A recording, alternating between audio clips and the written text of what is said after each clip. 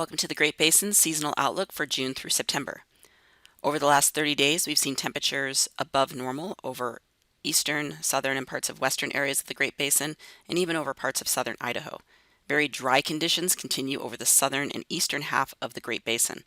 We have had some moisture with storms that's moved through over parts of northern Nevada, especially northeast Nevada and parts of the Sierra, that brought precipitation to just above normal.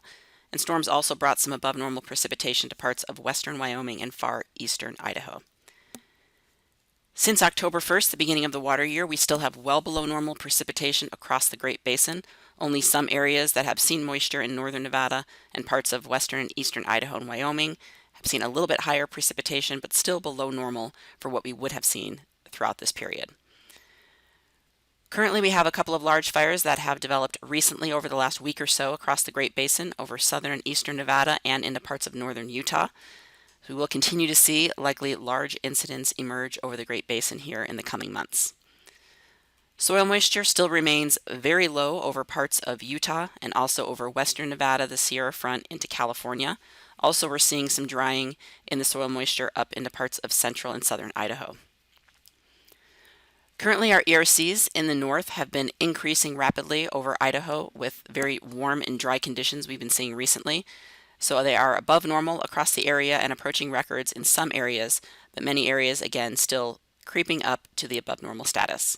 Further south, we have been seeing near record or record ERCs over much of Nevada and Utah, especially in the south and in western areas of the Great Basin. So we will continue to see these drier conditions as we move into the month of June. 10-hour fuel moistures remain very critical over southern areas of the Great Basin and even up across much of Nevada and Utah into southern Idaho now. 100-hour fuel moistures are most critical over the southern half of the region, but have been decreasing pretty rapidly as we move north. Similar trend in the 1,000-hour fuel moistures, most critical in the far south that have been most void of recent moisture, but still have been decreasing further north, especially into Nevada, Utah, and far southern Idaho. The Evaporative Demand Drought Index, which shows more recent changes in droughts over the last couple of weeks, shows the drying conditions over the southern and western areas of the Great Basin into California and Arizona. We're not seeing as much of that drying trend up into Idaho and Wyoming yet, as those areas have seen recent cooler temperatures and moisture. But we still have a longer-term drought across the Great Basin, most notable obviously over the southern half of the region where we have exceptional drought over much of southern and eastern Nevada, the Arizona Strip, and Utah, and then continuing to see extreme drought further north into Nevada. And most of Idaho is seeing a generally moderate drought with some areas of severe or extreme drought, but generally abnormally dry or moderate drought seems to encompass much of Idaho into western Wyoming. We're not expecting much change to our drought conditions with no significant moisture moving into the region. But we will likely see drought possibly develop or intensify over parts of Idaho as we move into the next couple of months. Looking at some of our drought conditions with our fire seasons, our larger fires in the higher elevations are in the black boxes, and also some notable fires here. This is just for the state of Nevada you can pick out here. Obviously, most of these areas have been at times when we have seen significant drought conditions. So again, those are the conditions we are seeing this year. So we are looking for certainly elevated concerns in our mid to higher elevations especially. We tend not to see bigger fire seasons in some of our lower elevation grasses just due to lack of growth in the drought conditions. But we do have some carryover over parts of southern and eastern Nevada, so we will see kind of a mix of mid and higher elevation fires along with lower elevation fires in those areas. For Utah, a similar scenario. Our bigger, more notable, higher elevation fires are in years where we are seeing significant drought. And you can see again, obviously, in the map or the area on the right, showing where we are for 2021. Obviously, this is the most significant or most intense drought conditions we've seen, at least in the last 20 years.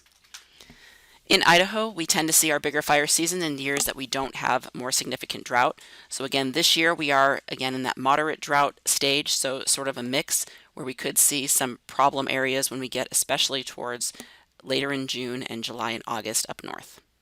So putting everything together, we'll look at where our forecast is lying here for the next couple of months. So for El Nino and La Nina, we are in still a weakening state of La Nina, and we will likely continue to transition to a neutral condition, so ocean temperatures warming off the Pacific coast. We will continue to see those conditions throughout the fire season, and we may see a cooler trend develop later in the fire season towards the fall, which could be a return of La Nina.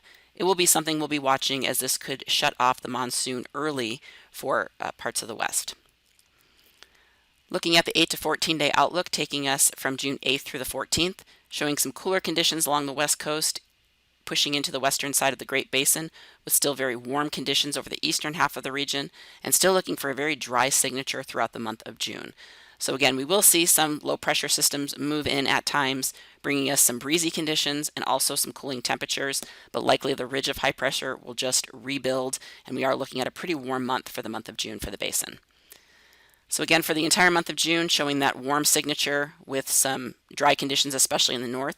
We might see the monsoon moisture start to develop in the southwest later in the month.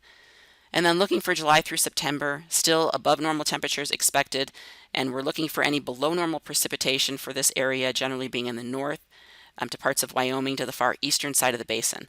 This equal chances is just showing the monsoon likely developing and pushing north. We'll be watching exactly where those areas of moisture push and how significant the monsoon is. Right now, it's not looking as robust as it did a month or so ago, but still looking like the monsoon will develop and eventually push moisture up into the at least southern areas of the Great Basin to possibly relieve some of those fire potential concerns as we get through later in July and August. But again, it will be something we'll be monitoring, and certainly the increase in lightning initially before that moisture takes hold will absolutely be a concern going through later in the month of June and into July, especially across Utah and southern eastern Nevada. So all that said, our outlook for June has not changed a whole lot. We're still expecting above normal fire potential for all of Utah, the Arizona Strip, and then into southern and eastern Nevada. As we move into July, that above normal threat will extend into much of Idaho and Wyoming, again with those drier conditions, and also along parts of the Sierra Front in the mid to higher elevations. July, we might see some relief in the far south, but right now we're not really eliminating that above normal threat yet for much of Utah, as again that moisture will take a little bit of time to likely set in.